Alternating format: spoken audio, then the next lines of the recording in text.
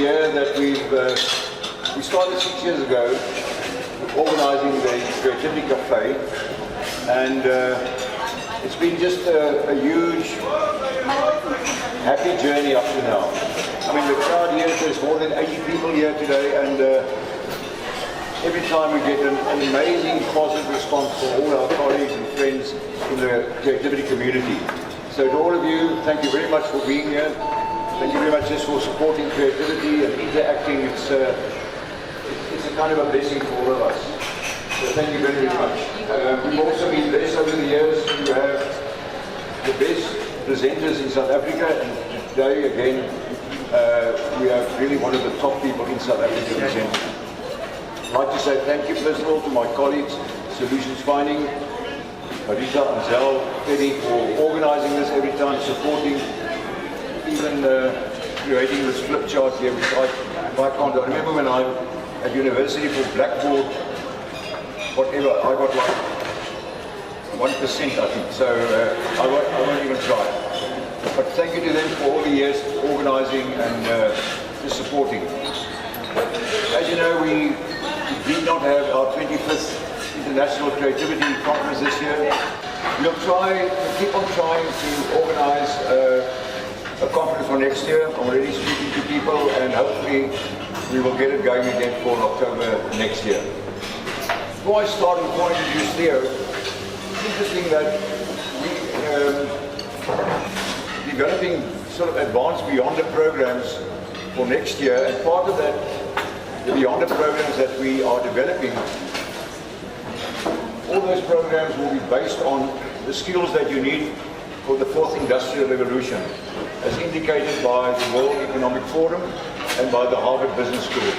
These are the skills required to survive and in a sense thrive in this new revolution for the next number of years. When I looked at this, I looked back at our whole brain, 8-dimensional brain, and I realized that if you know this, you can address all those skills, every one of them. You don't need 100 models or approaches or strategies to be able to address those 10 skills. If you know this 8-dimension in depth, you will be able to do so. I spoke to a colleague of mine the other day. He's been a professor at many European universities, Cambridge, Leuven and Ghent in Belgium, St. Petersburg, and at the moment he's teaching at the University of Budapest. He said to me, his focus is negotiation, one of those 10 skills is negotiation. And he has had immense success over the years in negotiation. He said to me, you will never have the success, it's impossible if you don't know how to use it. If you don't understand this whole brain, you can never negotiate today successfully. Because you must understand who are you negotiating with. Be it with other business people, be it with colleagues, or be it with the unions or whatever.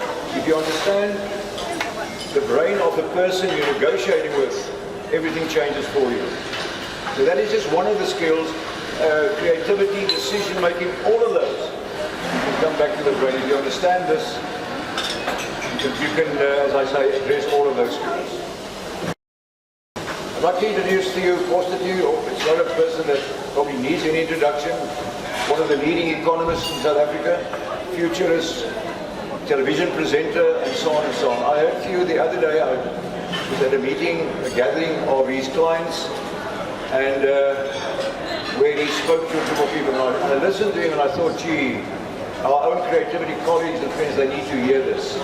Because otherwise we keep on guessing. You know, if you keep on guessing about today and tomorrow, it's very often from an emotional base. And you get upset and you get irritated and you get angry. The only way is to somehow have a look at more solid information and the solid facts. So Theo, as I said, it's a great privilege to have Theo with us, one of the leading people in economy in South Africa. Theo, bye-bye, dankie. Waardeer dat jy hier is. Awesome. Thank you. I hope everybody can hear me clearly. When I was sitting there having the coffee, I tried to have the biscuit that was next to the cup, and I messed on my sleeve. And I thought about the time we had an American professor to host an event in South Africa, and obviously with all of them, lunch got a bit delayed, and we ended up literally minutes before he needed to do his talk. He quickly wanted the breakfast. And as his breakfast came, there was this thick pork sausage on his breakfast plate. And he was 5 minutes before I had to go in, and like American former professors, he had his suit on, his tie, he was fully clothed, and just quickly wanted to grab breakfast. And as he put the fork into the pork sausage, the whole thing ran around. They had this massive mix, and I just thought, gee, a bit of coffee on your sleeve is not that bad. I want to start off the discussion by just explaining a point of departure that South Africans don't really take into consideration. And I want to take you back to December 2016, when the ANC had its leadership conference at Nazareth. And why I am going to focus on that is simply because I don't think we realized how close it was and what transactions had to be made and commitments had to be made to make sure that Cyril Ramaphosa became the leader of the ANC.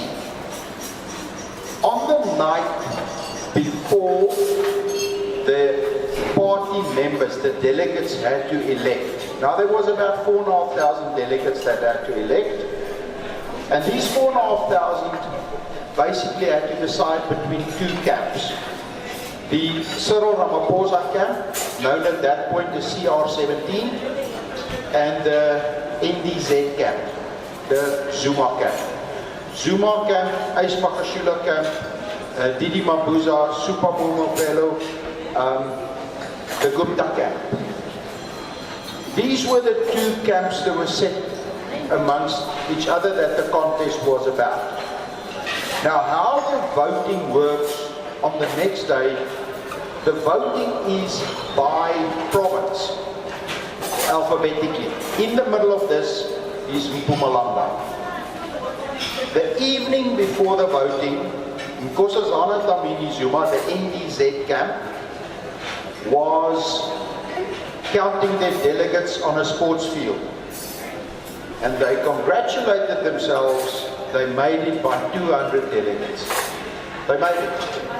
Cyril, CR17 camp, was in a boardroom at Nazareth with all these regional delegates. They counted and they were 200 short.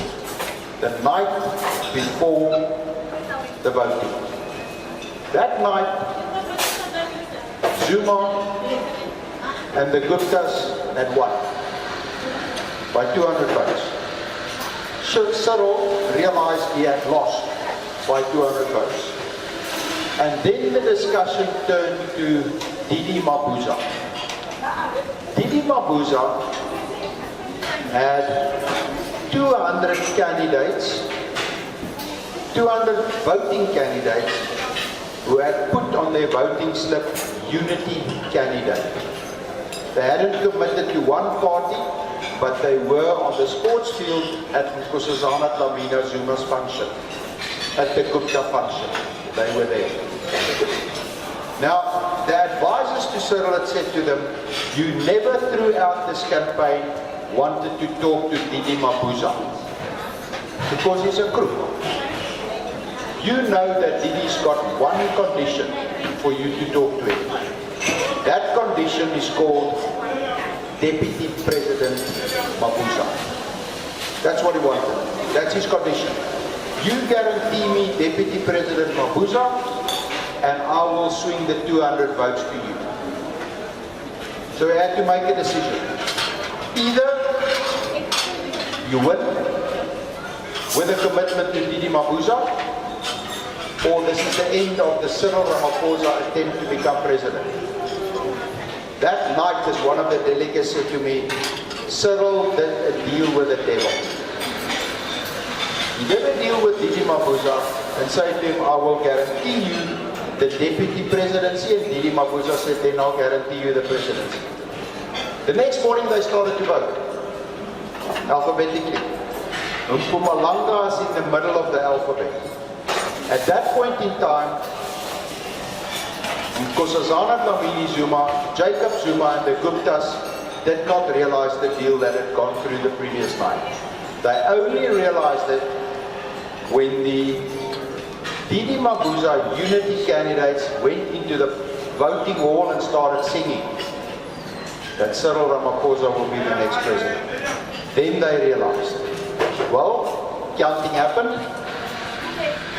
Remember, there's roughly 4,400 delegates. Cyril won by 179 votes. 179. Only 179. That's all he did. Who got the most votes of everybody? Didi Mabuza. Who won by the biggest margin? Didi Mabuza. Who got supporters from provinces he never even went to? He never tried to get votes. Didi Mabuza.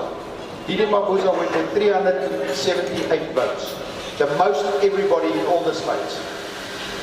Why I'm saying this is, it was a deal done at number 99, and a deal done that if you talk to the factions in the ANC, they believe they were stabbed in the back by Mr. Mabuza right at the end. So whatever you talk about, just keep that in mind. It was paper thin. That's the one aspect. The second point is, Cyril, when you talk to him, he believes that he's got a mandate that's based on 3 pillars. And why that's important is his decisions are based around these 3 pillars. Now I'll come back to the 3 pillars that he believes his mandate is just now. But I just want to explain a bit about the roadmap going forward. Now, we all know that December 2016, Cyril was voted by the ANC for 5 years to be the president of the party. His next presidential election is 5 years from December 2016. But somewhere in the second half of next year, there's a midterm conference. The aim of that conference is to see if the president did what conference decided he should do. There is a risk, a very small risk, that he might be challenged in the conference late next year. Small risk, but there is a risk. So he needs to make a few decisions. Number one, he needs to guarantee that in 5 years after 2016, that he will make it. I'm not too concerned about next year, but 5 years after 2016, that means December 2021, when the conference elects the leader for another 5 years, that he has got the mandate. And remember, his margin is paper thin. So whatever he do, or how he acts, is to make sure that he is re-elected.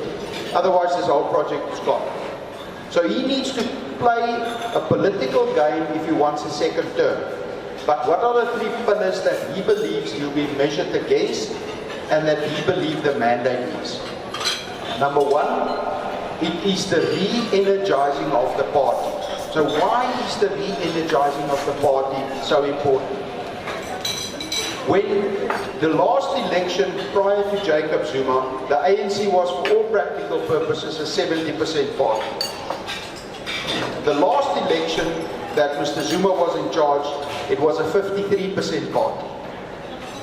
Cyril slightly lifted that. He lifted that to about 56 odd percent, 57 odd percent. But the point is, he needed to get it back closer to where it was. So that's his first. He needs to rejuvenate the growth of the party. What is, however, interesting, the drop in the ANC under Jacob Zuma is the biggest drop a ruling party had experienced in the history of South Africa, old and new. It is unprecedented how far that drop was. From close to 70% to just more than 50% in 2 elections is an incredible feat that has never happened in the history of the country, both old and new South Africa. It is unprecedented for a ruling party. So you need to rejuvenate the party. That means you need to do well in any election that comes up is going to be measured against that. What people have to understand is that in the May's general election, in every single province, not only in Gauteng, in every single province, the ANC nationally got more votes than provincially, in every single province. Which means there was a major vote, not for the party, but for Cyril Ramaphosa in every single province in the country. That's the one point that he is relying on to say that you cannot do without me. So his first pillar that he stands on is the re-energizing the party. The second pillar that he will be measured against is build unity within the party and within the country. Get ourselves back into a kind of a joint feeling for South Africa.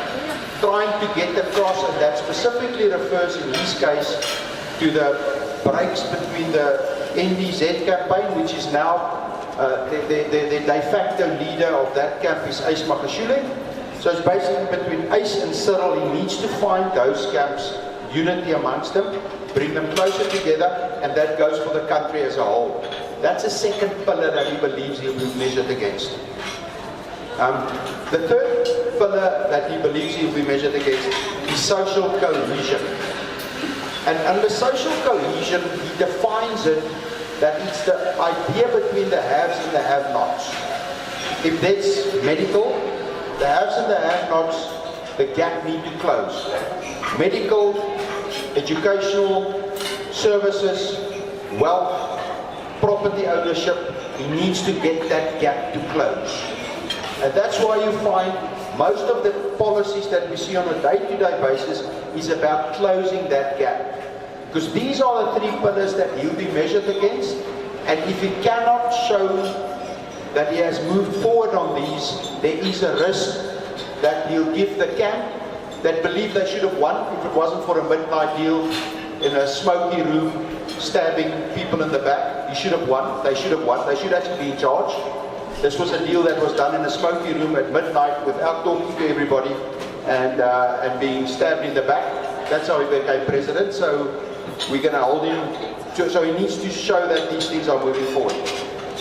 In terms of the unity mandate, what you will find is that most appointments are done almost on a 70-30 basis. 70% of the appointments of premiers, director generals, members of cabinet is done from his camp, and about 30% is done from the Ace Magashule camp, specifically to try to build the unity. So it's not unexpected that you would find a person like people, unsavory characters from time to time, but Lamini now again surfacing. That's part of the unity mandate. He needs to keep them in, he needs to accommodate them in the system, because otherwise he's not getting the unity mandate going. So that's just a bit of background that I think any decisions in South Africa one must be aware of. So let's talk about the problematic position that South Africa finds itself in. And I'm going to touch on a few elements. So thanks, Kara. I'm just going to build a very simple matrix. This is growth. Let's say we call recession. This is a constitutional democracy, and this is a captured state. Very simple. This is an economy that's growing. This is an economy that's not growing. This is a constitutional democracy. And Mogoeng one evening explained to everybody what a constitutional democracy is when he held Jacob Zuma accountable. So we all kind of have an idea what a constitutional democracy is.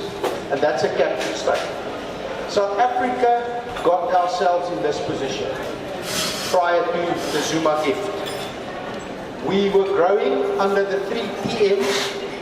When the 3 PMs were running South Africa, Trevor Manuel, Thabo Mbeki and Pitu Mboweni, we were growing at between 5 and 7%. We were there. We forgot about it. We were there. The PMs got us to between 5 and 7%. Now let's just for a minute think about it. If you're growing at 7%, you double the economy every 10 years. So every 10 years this cake doubles at 7%. At 5%, every about 14 years the cake doubles.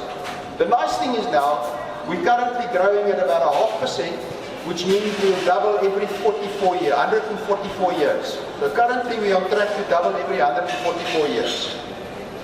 That's a difference in growth. If you're growing at 5%, 14 years you double, 0.5%, 144 years it takes to double. That's the problem, and we were at that level. We came all the way down where we're currently battling to grow. Our politics went from a constitutional democracy to a captured state, so South Africa found its way to the absolute worst position we can be in. That position means that social cohesion, social fabric doesn't exist. Poverty, non-delivery of assets, no access to the law, no access to education, medical access becomes a problem. We found ourselves there. That is the challenge. So if you read then through the aspects that we need to prioritize is how do we get ourselves back up there again. So let me give you a few examples of what we kind of underestimate what has happened. The first thing is, we all jump up and down when we talk about, when we read about the Party Commission at the PIC or the Zondo Commission, we say, gee, just think about that. Remember, that's a history class. What you're talking about there is history. That happened 3, 4, 5, 6, 7, 8 years ago. That's history. And when Jacques Pauw told everybody what's happening, and Paulie van Wyk told everybody what was happening, we said, nah, I don't think it's so bad. Well, now we knew what happened. I had a dinner with one of in the height of the Zuma period, I had dinner with one of the state-owned entities, chairpersons, Popo Molefe. And he was saying the country's got no idea how we've been captured. We've got no idea. We've got no idea. That's history. We're not there now. We're now looking at what should be done. We've got commissions running, various commissions. They're telling us what was in history. So where are we moving towards? If you look at appointments, Eskom, we've got a new appointment. Go and look at the boards. Go and look at the senior management of most of these entities. Go and look at the number of people that are facing court cases. The number of people that have been sequestrated. Yeah, perhaps we only want the name of Julius Malema and Ys Magashule, but there's a lot others. The MEC for Finance in Northwest, she was arrested. The mayor of Durban, she was arrested. 5 of the top structure of Transnet was arrested. The top structure of a lot of municipalities are either arrested or being taken civil cases against. We forget that. We've got a new head of the National Prosecuting Authority. We've got an investigative unit head. We've got assets of forfeit unit head back up again. The Hawks has got a new head. These entities, for the first time in a decade, they all have permanent heads. They didn't have somebody in charge of them. Now yes, there's a massive issue. There's about 600 to 700 odd state prosecutors too little. But these things have changed. We're not in the captured environment. We're in the environment where the people that need to do the work are back in their jobs. And if you talk to them and you listen carefully, remember their challenges. Any action they will take will be seen as politically motivated. So what are we going to see going to happen? They're going to slowly take out the people that made schoolboy errors. The people that are not in charge, perhaps the MEC, perhaps the head of a department. But slowly the process is getting built. Slowly the movement is going in the right direction. So from a state capture position, we are moving back towards a constitutional democracy. Yes, we all want it to be quickly. Remember the Jacob Zuma project took 5 years to get going. For the first 5 years under Jacob Zuma, nobody actually thought he was so bad. Nobody actually thought that he was capturing the state. Nobody actually thought that. The sad part about state capture, Jacob Zuma project, it seems that He ended up with very little money. The poor guy got himself shot in the foot. In the end, he was captured. Can't even pay school fees. He ended up with very little out of this. He was also taken for it. He was also captured. But the point was, it took 5 years to get there. It's going to take 5 years for us to get these movements going. So that's on this side. So we are moving back to a constitutional democracy, and we are taking action. Look at SARS. SARS is a complete different business. And if you were to look back, you'll find that they fired the head of legal a week or two ago. They fired the IT head a few months ago. They fired the head of the big business division a few months ago. They're getting fired. The process is moving, it's moving slowly, but it's moving. So I'm quite confident we're slowly moving back towards this quadrant. Now let's look at the economy. Unfortunately, it's going to be long and difficult. Treasury brought out a document about end of August, it's last week of August. And they set out what they believe should be the blueprint for South Africa's economy going forward. It was a 70-odd page report. And that report kind of, and this is a sad part, it takes us back to a ANC policy. It's not based on that, but it's all the way we're circling back to it. In the ANC conference in 2007, the Deputy Minister of Finance then was a guy by the name of Jabu Moleketi. He was Trevor Manuel's deputy. Jabu Moleketi put together a document as to what the ANC economic policy should be. And in that document, Jabu Moleketi said that the private sector should be encouraged to be the driver for economic growth, capital allocation, employment, creativity. Everything should be the private sector. The government should just form the basis of that. Well, Mr. Zuma won. And Mr. Zuma is a believer on the principle that big government should be the driver of economic reform and employment. Well, we got big government. We got Eskom. We got SAA. That's what big government does to you. This takes us back to an era where, if you read the Treasury's document together, it gives a critical role to the private enterprise. And it talks throughout the process of public-private partnerships and investments. That document, if you talk to Tito Mboweni, he will tell you that the major achievement of that document is to remove economic policy out of the Tule House back into Treasury.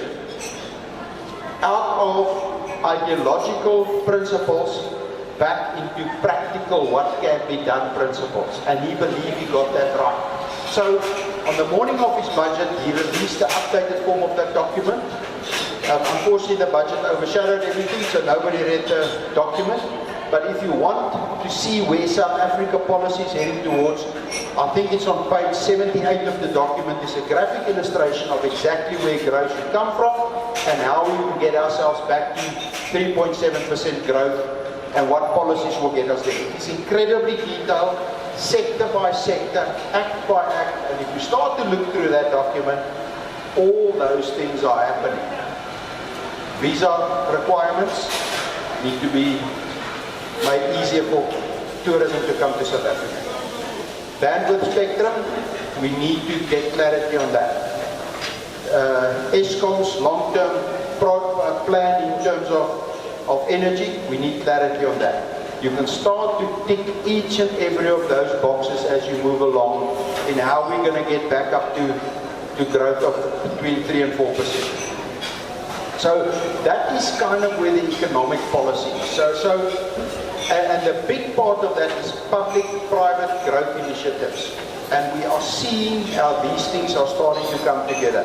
If you talk to any sector, and I'll just talk to the agriculture sector, for 10 years they never had access to government policy. Now they can spend a day with the Minister of Trade and Industry to go through each and every sector, what's the concerns in those sectors. That never happened. So let me just in agriculture. 2 transactions that happened in the last 3 months. You'll think you're nuts if I tell you about it. Just 2 farm transactions. A farm in the Komatipoort area was bought by the neighboring farmers. Now this is farmland. So you have all the political thing about expropriation without compensation. You have all the issues about water. Why would the neighbors buy the farm for 275 million rand? Why? But they did. In the Oranje Rivier, a farm went on auction about 3 months ago. On auction for 440 million rand. Why would you do that? Are these guys seeing the opportunities? Read together with us.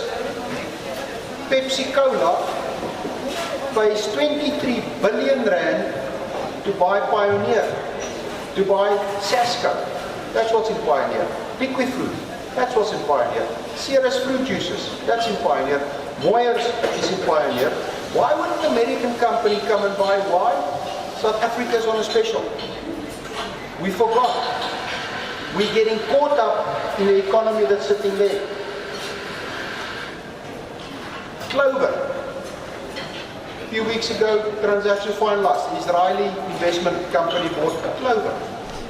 So we're starting to lose assets because us South Africans are living here. But we're starting to move back up here again. And we haven't realized that the smart money is actually starting to buy in South Africa. There was, in the last month, 2 financial services companies had bids to be bought out by international investors. Lock, stock and barrel. So we're selling ourselves as if the economy is going to stay here forever and a day. Where is the, let's say the amber lights. The amber lights are the Eskom, and let's be clear about Eskom.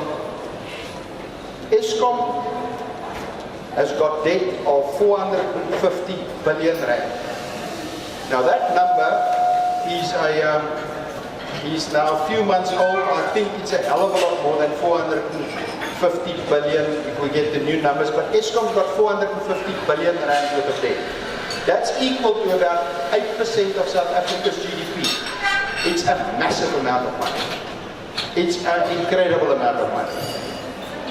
The sad part is of that 450 billion, about 250 billion Eskom cannot service. So can't service. It needs to disappear. Eskom cannot pay 250 billion of the 450 billion of debt. Eskom cannot service, full stop. So it needs to disappear, it needs to go away. It's like you and your house bond is just too high, or your company's debt is too much. 250 billion will have to disappear. Now where does it disappear to? It disappears to the taxpayer, or it disappears to investors, or it disappears to somebody with capital, but it needs to disappear. That's the challenge. So everybody says, when you're going to solve Eskom wealth, somebody's got to make that debt disappear. What does that mean? Somebody's going to get the guy that Eskom owes money to, cut him a check. And he can't cut him less than he's owed, because then nobody will lend Eskom any money anymore. So if Eskom owes me, Eskom owes the Civil Servants Pension Fund 95 billion. That's what Eskom owes them. They lend money to Eskom for a great rate.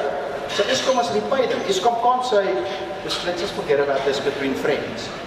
Can't do it. Now that comes to things like, how are they going to solve this? Well, it will be a mixture between taxpayer, probably investors transaction, where some people will take shares instead of equity and take a long-term view, unbundling it and some way get private capital involved, but it needs to disappear. That's a red light that can sink. It's an amber light that if it turns red, it can sink South Africa on 2 levels. On our debt rating permanently, and on the fact that our economy can't run. Because the other option is to increase electricity prices by between 30 and 40%.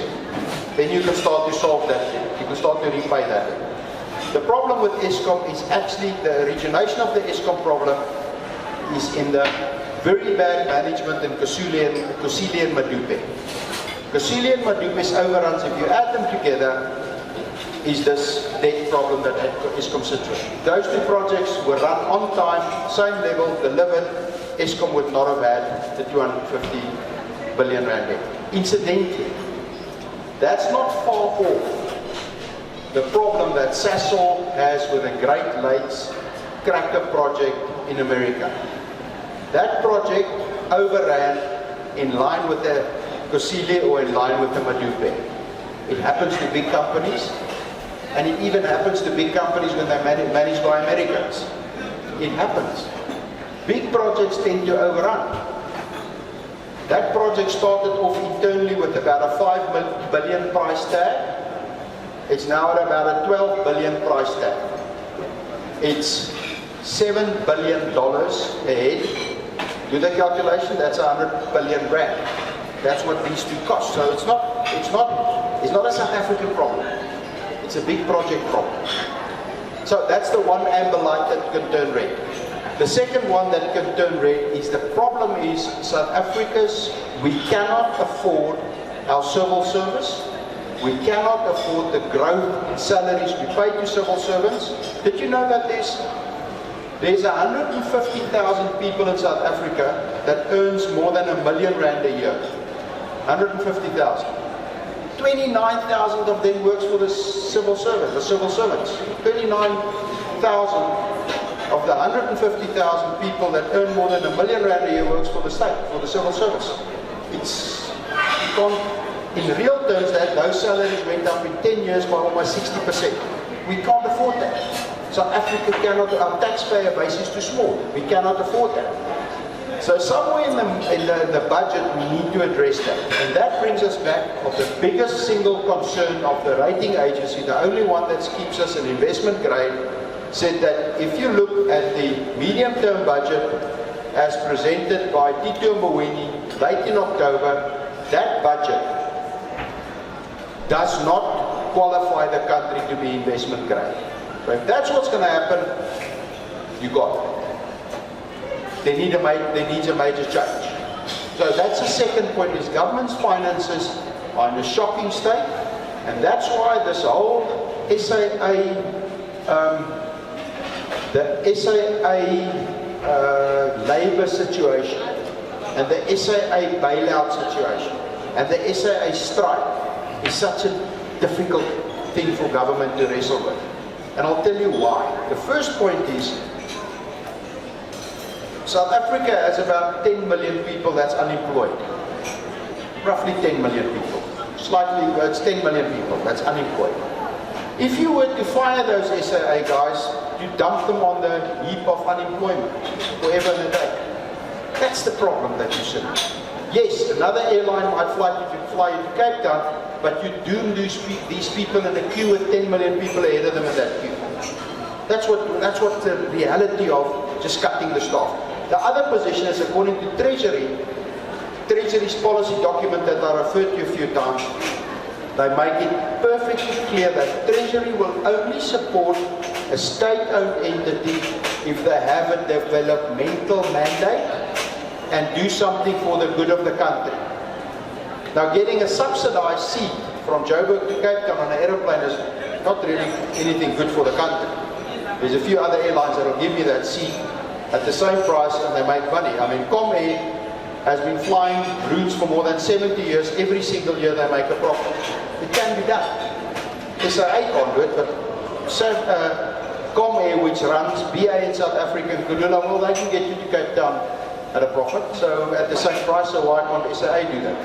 The key why this principle is so important is the principle of when does government support state-owned entities? In the case of SAA, there's no developmental mandate attached to them. It doesn't assist people. It's not water or sewage or service delivery or education or power or anything like that. It is flying them upper middle class to Cape Town. So that's why this is such a problem for government to support them. It doesn't fulfill the requirement of development. Now, tomorrow is critical for government policy for SAA, because tomorrow Pravin Gordhan will need to convince the ANC in Parliament, the ANC caucus in Parliament, why government cannot bail out the SAA.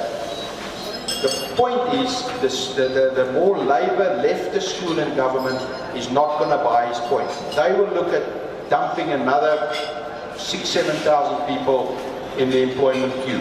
That's how they will view that. You will have to convince them that this is pain, but it's needed for South Africa. So the whole issue about state finances is the amber light that we have to address. And then policy certainty is the second to last. The last one we've kind of addressed it is how do we get some guys in yellow overalls, and with that I include Mr. Jooster. I think he should also be addressed in that same respect. We need those action. But the second last point is policy certainty, and let's just quickly look at certain elements of policy certainty that is becoming clearer and clearer. Bandwidth. The whole spectrum of bandwidth. Now that doesn't make the press headlines, but it's important. The energy mix going forward and the investment in that doesn't make a lot of headlines, but it's going forward. The public-private partnerships, there's 19 of them on the go currently. That doesn't make a hell of a headlines, but it's moving forward. And then things like the expropriation without compensation.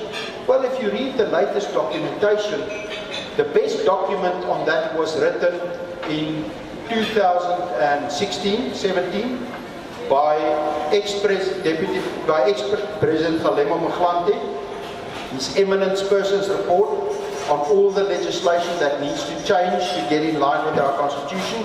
It was a 600-page report, 100 pages of that dealt with property. If you look at where the debate is currently, we're all the way back to that report. And even some of the wording that was in that report is starting to find its way. But the emotion is out. It's a practical, implementable debate these days. It's a debate of under which circumstances, how should values be decided. I mean, Herman Mashaba can't wait to get his hands, well, he might not be mayor by that time, but he wants something like 70 dilapidated, abandoned buildings in Joburg he wants to take. And he doesn't want to pay for them because they've been absconded, the landlord's gone, it's been gone for decades. He wants to take them without paying for it. Property that's in debt to the extent that they can never be repaid. Why should you pay for that property? So there's a lot of elements that's being discussed, but it's practical. Prescribed assets. What does prescribed assets mean? It's a policy that was used by the National Party government for decades, where a portion of your pension fund needs to go in prescribed assets, in assets that government said needs to be invested in. That used to be developmental bonds, land bank bonds, various bonds that achieve a developmental nature. Well, the ANC government said we should look at that again, and the unions figured out that that's just a way to channel money to Eskom. And Tito Mbowene's made it quite clear that we are not going to, the workers' savings we are not going to mess with. Why did he say the workers' savings? The minute the trade union realized, remember a trade union represents a guy in employment, most of them are in formal employment, who pays a portion of the salary to kind of a pension fund. And when these guys realized, but when you talk about prescribed assets, you're talking about my money going to assist Eskom. This ain't going to happen. But that's the kind of policy certainty we require. And we're moving along in that. So my view is, and I'm going to close off here and then we can take some questions. My view is that South African mindset is still here. The smart money is starting to look forward to this. And we're starting to see more. Fixed investment in the last quarter was the highest quarterly growth we've seen in the best part of 10 years. What's that? That's a smart money starting to move. Why did Pepsi buy a South African company? They say they got a great asset for very cheap, and South African shareholders were too glad to give it to them. Why did South African shareholders sell Clover? They thought they'd get a great price. The international investors say no. Why would a farmer buy out a farm for 440 million? It's nuts. In the Northern Cape. Why for 275 in the Lowveld? It sounds nuts. But this is what we're starting to see. We are fixated on reading history. The Zondo Commission, wow, yeah, you read that. Oh, that was, when did it happen? 5 years ago, 6 years ago. Jacob Zuma's been charged for stuff that happened in 2003, 4, 5, 6. That's what he's been charged for. And every time we read it, we jump up and down. We are moving back here and slowly moving up there. I'm a lot more positive than I was 3 years ago or 5 years ago. We are slowly getting ourselves back up to the right side. We've got massive challenges. It's not going to be easy. But don't get stuck in the immediate history. Be careful. We've got a way to focus on the last 2 and 3 years and believe that's the way life's going to go. It's not. Things change. And just as it's been said quite a few times, in South Africa it's never as bad as it can, but it's never as good as it also can be. We always come out somewhere in the middle. If a year ago I told you that we can win the Rugby World Cup, we said it's absolutely impossible. There's no way we can do it. Predicting change, predicting turning points. Economists are bad at it, media is bad at it, analysts are bad at it, but be careful, we are slowly moving ourselves back in the right matrix. Any questions? Yes. It seems to be quite a number. Let's start with those two there. I'll take 2 and then move on. Yes, the lady there at the back. Yes, the point with Africa is, if you look at the 7, 8 of the fastest growing countries in the world, a lot of them, 6 or 7 of them is in Africa. But it's not going to be a free ride going forward. And I think if you want to put that into context, Factfulness was a book that 2 years ago, both Barack Obama and Bill Gates believe it's the best book of the year that we should read. Now, Factfulness tried to look through all the noise. And the guy that writes the book is a Swedish academic. And the academic states that his grandmother, 2 generations ago, his grandmother lives the life that the poorest of the poor in the middle of Africa currently lives. She did not have a running toilet, she did not have electricity, she did not have education. The life expectancy was the same as they were now, and his theme is that we are stuck in a 20, 30 year ago view of what is happening in the developing world.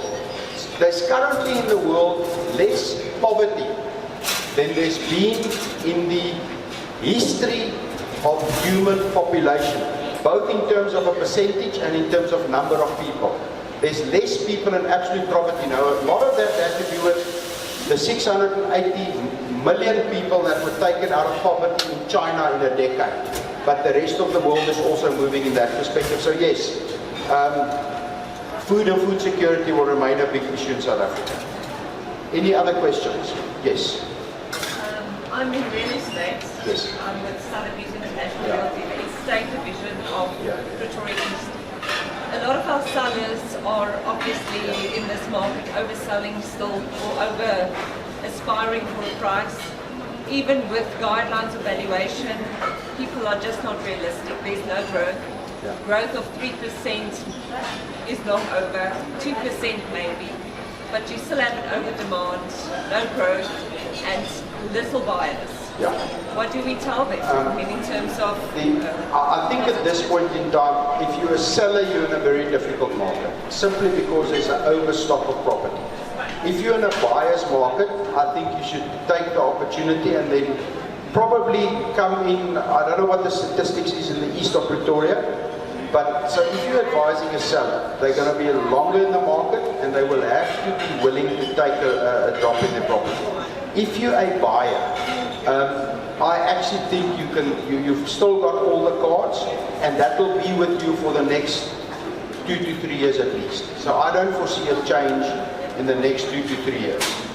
So I'm very careful to say that we are at a turning point. We are not. residential property depends on economic growth more than anything else. And if only once the economic growth starts to come through, it will be a lagging indicator, not a leading indicator. It's a lagging indicator. It'll take time to come through. Yes, there was another question there. Yes.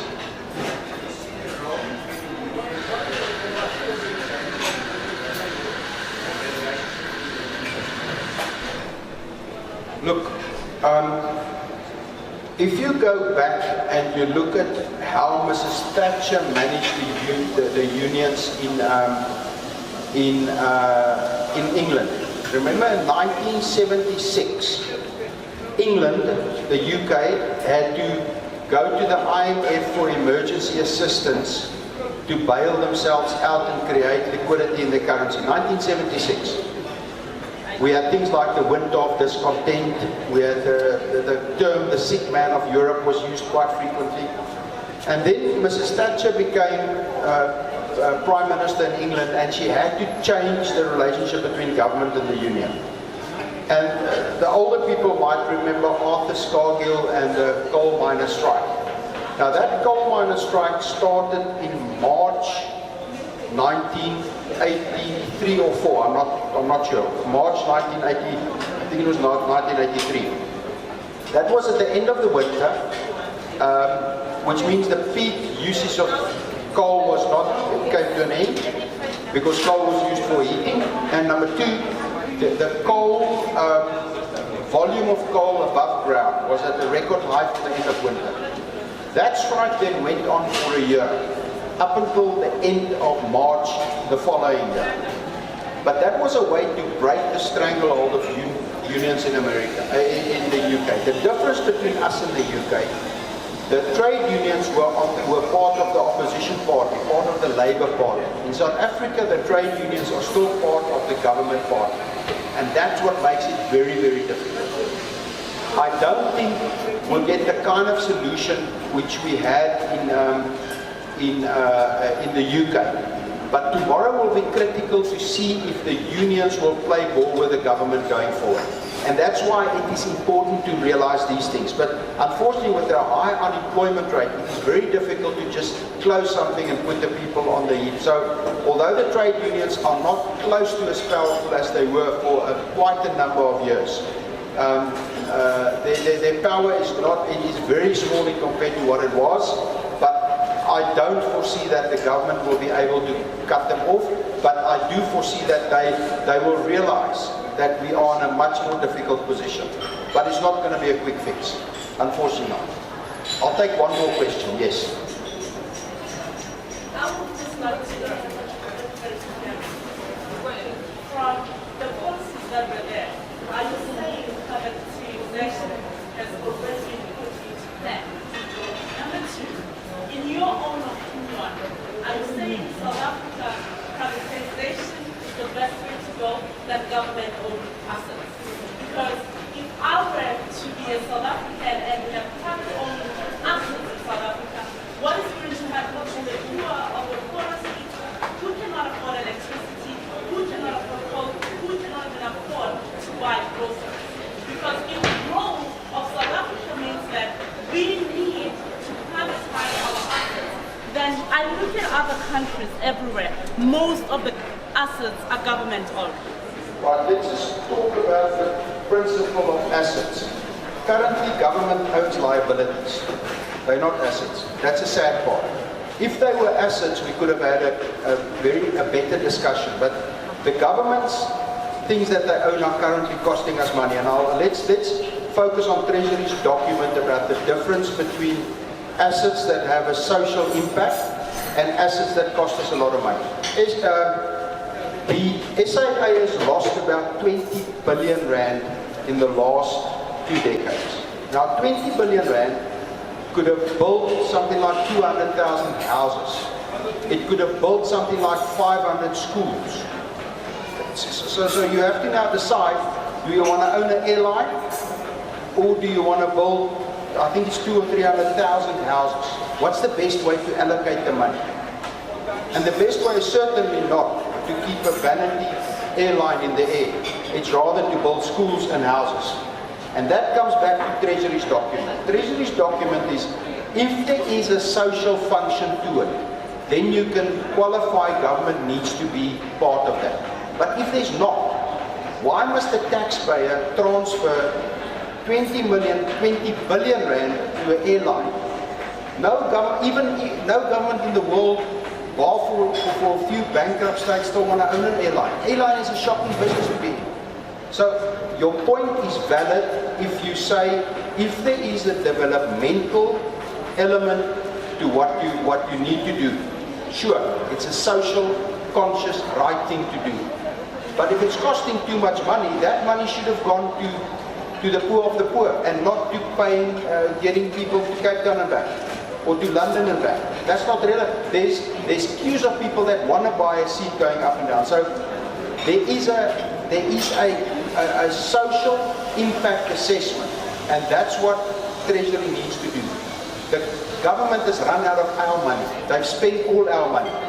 We owe foreigners more than 3 trillion rand. Who's going to pay that? We've got to pay that. If the budget goes according to now, we're going to owe foreigners 4.5 trillion rand in 3 years' time. Who's going to pay that? Where's it going to come from? If that were to happen, the biggest single item on our budget will be interest. Now that's not sustainable. Interest cannot be the biggest single item on our budget. It needs to be things like education or healthcare or those things. That should be the biggest. But because government has squandered all the money, they're stuck in a hot place. So they have to find private money somewhere. And that's why they need to prioritize. So don't get me wrong, there is in South Africa a massive amount of social address that needs to happen that the private sector cannot do, that needs to be happened to government. But government cannot be involved in industries where it's costing the taxpayer 20 billion rand over the last 10 years. We can't afford that. So the element where we need to work towards is to, and that's why the public-private growth initiative is to, the key of that initiative is how do you get private capital, which is me and your pension fund. That's actually what they're talking about. If you're at Sanlam or Mutual, it's that money they're talking about. So it's our pension funds. How do you get that in all, the fact that you have money in the bank, you actually want the bank to be able to give back your paycheck money at the end of the month. How do you get that money to form part of something where the risk is so that the money can go back? So I'm not saying wholesale privatization, not at all. But there is a lot of elements that government should not own the liability, they should reprioritize. And unfortunately we went the wrong way on that reprioritizing. We're spending money on projects that we shouldn't own. We shouldn't own an airline. We should rather build a few thousand more schools than own an airline. So there is a role for that, but if we cannot get private capital involved, the taxpayers, we're out of money. Runway's gone. Okay, thank you very much. Thank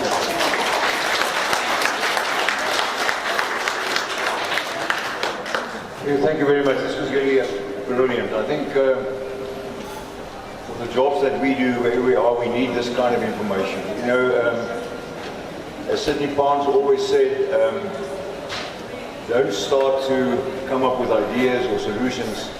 First of all, understand the facts. You know where you are. And I think what I said earlier to you, that often we make decisions, we look at the future from a sort of emotional base. That's what we do. And then we just have it wrong. I think it's brilliant to have an expert like Theo here this morning to kind of, in a sense, not create massive hope, but to say that there is hope there, that things may be turning, and all the examples that he gave of people from different parts of the world starting to invest again in South Africa, where they see the factual part of it and they don't see the emotional part of it. So I think this was wonderful, and thank you to all of you again for being here this morning. I think this Creativity Cafe, I'm not even sure when we started, you know, but that's not important, but I think it's probably 6 or 7 years ago. Many of you have come every time, 3-4 times a year. So we try to carry on next year to also have talks like this, but then also to share where we're going with the Beyonder. It is it's just great that the Beyonder creativity and whole culture is maybe the work that we're doing and other people are doing all over. I was just sharing with Theo that we've been approached the past couple of weeks with one of the IPL cricket teams. I think it's the wealthiest, the RCB team, with AB and Kohli and so on. They're the wealthiest, strongest team, but they've never won a trophy. So they're getting worried. So they approached us to see how can Holbrain approach, like with AB, the way that he was one of the best in the world. And yeah, I spoke to him last night, and he's giving us all the support here. So the thing is that there's a lot of movement in different fields, in business, education, sport, whatever. So next year again we'll be back. Again, thank you to Ari, thank you to all the ladies that served you here. You'll notice that it's only ladies that serve here, but that's good. So thank you to all of you, and have a blessed December and Christmas. I hope to see you back next year again. Thank you very much. Thank you.